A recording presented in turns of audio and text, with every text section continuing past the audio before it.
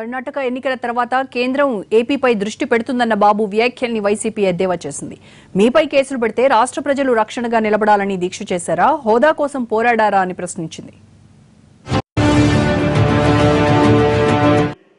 రేపు కర్ణాటక ఎలక్షన్స్ వస్తున్నాయి. ఇంకొక నెల 2 నెలలు ఉంటాయి. అంతవరకు అక్కడ గమ్మన బిజీగా ఉంటారు బీజేపీ కూడా. ఆ తర్వాత మన మీద దృష్టి పెట్టినా ఆశ్చర్యం లేదు. రూమర్స్ అయితే వస్తున్నాయి.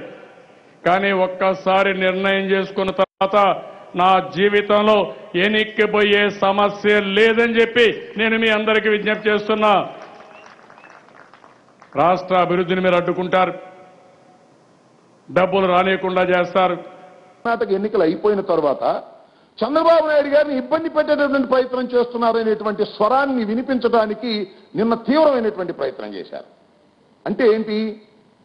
కర్ణాటక ఎన్నికలు అయిపోయిన తర్వాత చంద్రబాబు నాయుడు గారి మీద కేంద్ర ప్రభుత్వం ఏదో యాక్షన్ తీసుకోబోతుంది, నా మీద ఏదో యాక్షన్ తీసుకోబోతుంది కాబట్టి ఆంధ్ర రాష్ట్రంలో ఉన్నటువంటి ప్రజానీకం అందరూ కూడా నా వెనకే నిలబడాలి, నా కోసం పోరాడాలి అనే పద్ధతుల్లోనే ఆయన మాట్లాడారు తప్ప ప్రత్యేక హోదా కోసం ఉద్యమించండి, ప్రత్యేక హోదా కోసం ప్రయత్నం చేయండి, ప్రత్యేక హోదా కోసం తెలుగుదేశం పార్టీ తరఫున మీ అందరూ కూడా పోరాడాలి అనేటువంటి భావన ఎక్కడా కనిపించకపోగా కర్ణాటక ఎన్నికల తరువాత ఆయన ఏదో జరుగుతుందనేటువంటి భయాన్ని వ్యక్తం చేసే ప్రయత్నం చేశారు.